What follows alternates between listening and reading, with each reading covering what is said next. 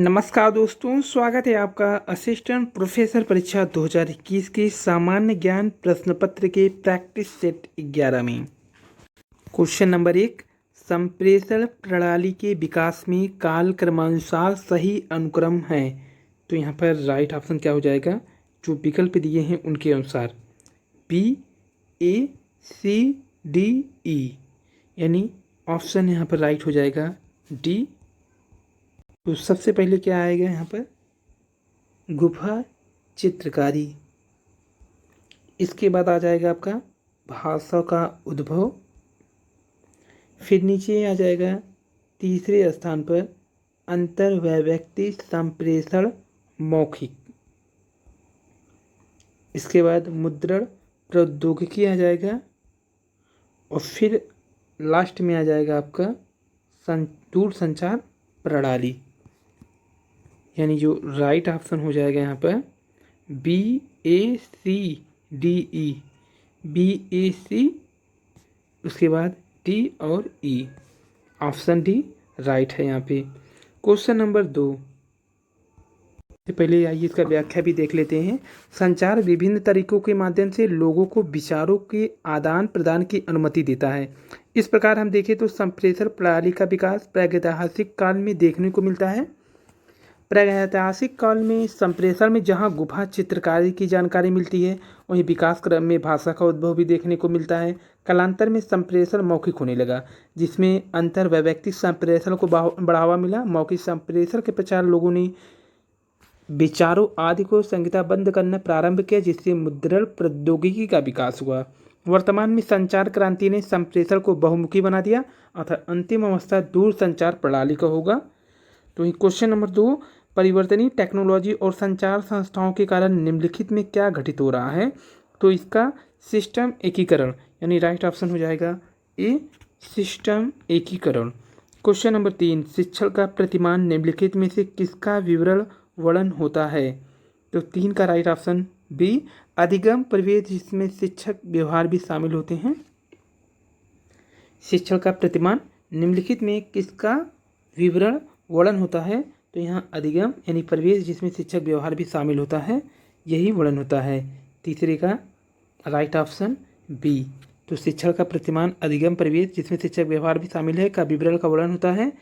शिक्षण प्रतिमान ऐसे प्रयास अथवा व्यवस्थाएं हैं जो हमें शिक्षण सिद्धांत की ओर ले जाती हैं। वास्तव में ये प्रतिमान शिक्षण सिद्धांतों के निर्माण के लिए प्राथमिक सामग्री तथा वैज्ञानिक आधार प्रस्तुत करते हैं।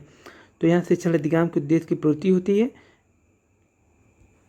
क्वेश्चन नंबर 4, नीति संगत क्षेत्रों में शोध के लिए निम्नलिखित में से किस संगठन को इम्प्रेस पहल सौंपा गया है? चौथे का राइट ऑप्शन हो जाएगा बी, ICSR को सौंपा गया है।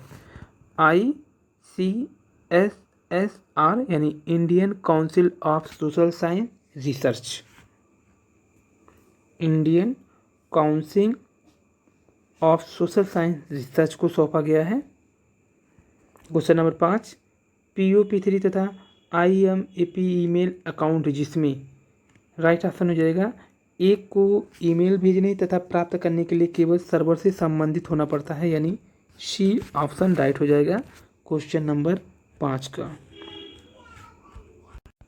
तो ईमेल क्या है? जो POP3 तथा IMAP ईमेल अकाउंट है, जिसमें एक को ईमेल भेजने प्राप्त करने के लिए केवल सर्वर से संबंधित होना होता है। इन दोनों का प्रोटोकॉल प्रयोग मेल सर्वर यूजर्स के लिए लोकल कंप्यूटर पर ईमेल पर एक्सेस करने के लिए किया जाता है। दोनों ही मैसेजिंग एजेंट हैं। क्वेश्चन नंबर 6 की अगर देखें तो निम्नलिखित में से क्या प्रक्षेपित साधन में नहीं आता है? तो प्रक्षेपित साधन में क्या नहीं आता है? ब्लैक बोर्ड नहीं आता, बाकी सभी आते हैं।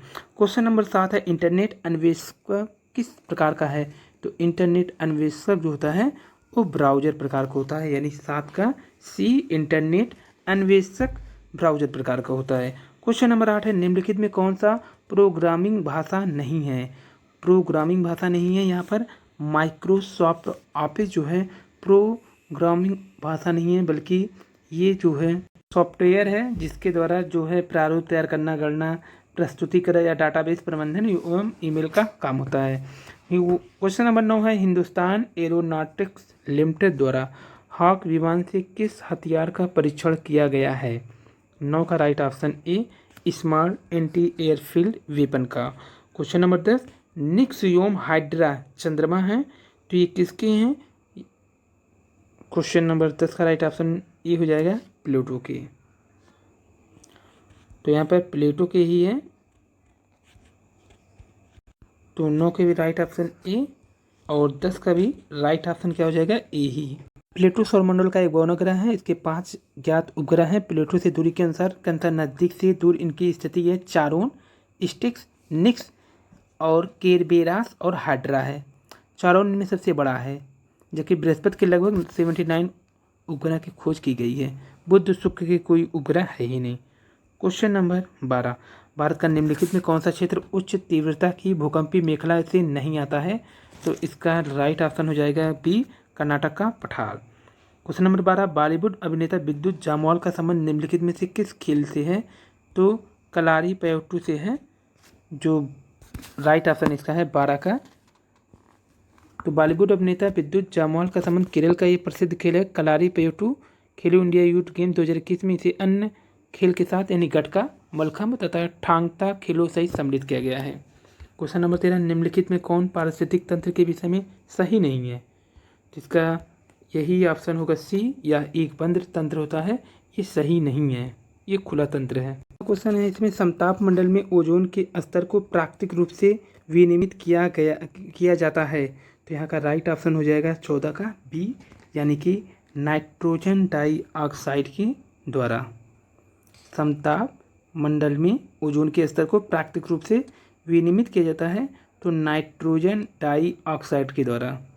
क्वेश्चन नंबर 15, निम्नलिखित में कौन सा युग्म सही सुमेलित नहीं है?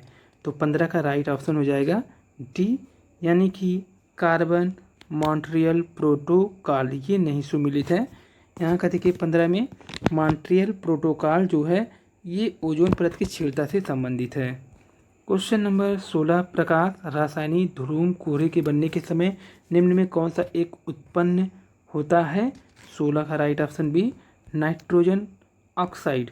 क्वेश्चन नंबर 17, भारत के नीचे दिए गए न्यायालयों में निम्नलिखित से किन्हें अभिलेख न्यायालय माना जाता है? तो ये उच्च न्यायालय एवं उच्चतम न्यायालय को अभिलेख न्यायालय माना जाता है, यानी 17 का सी। क्वेश्चन नंबर 18 है, सुमिलित करना है यहाँ पर।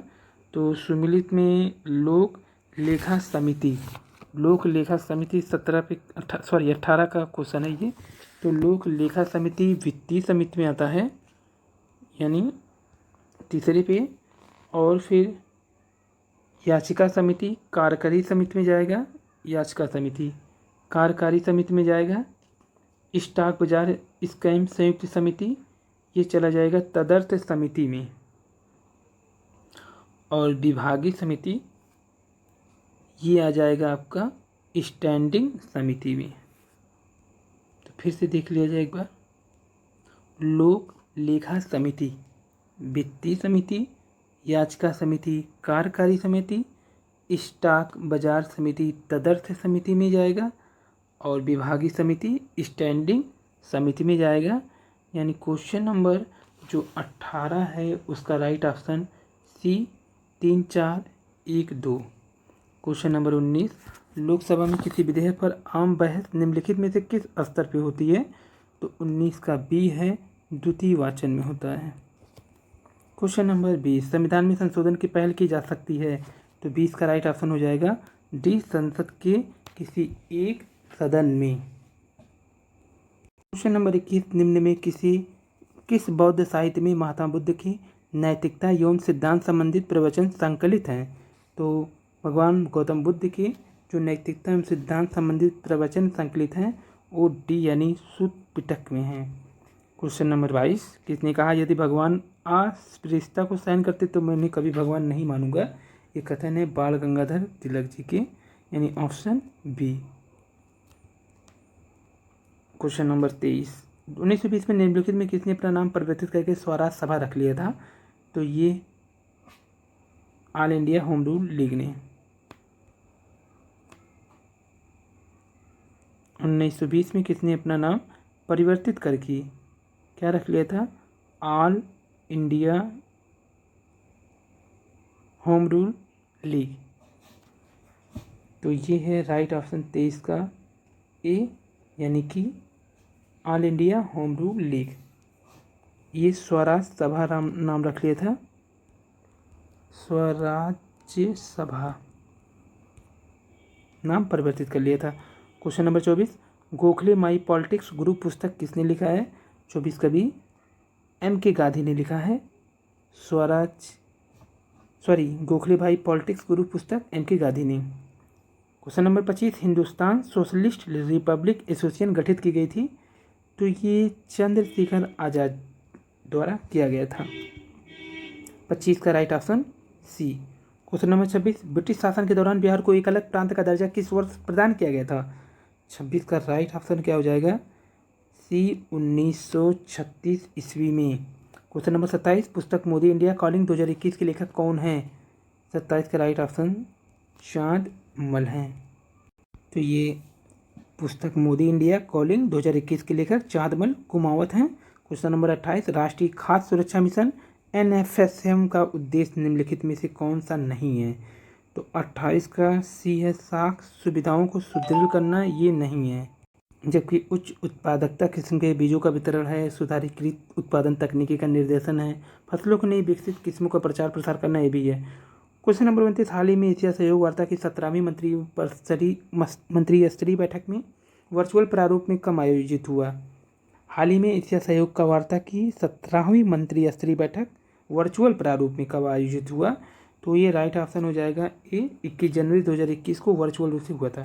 क्वेश्चन नंबर 30, 21 जनवरी 2021 को केंद्र सरकार द्वारा कौन आसियान में भारत के अगले राजदूत नियुक्त हुए हैं? 30 का डी, जयंत एन खोब्रागडे। तो ये थे टोटल 30 क्वेश्चन के आंसर। धन्यवाद।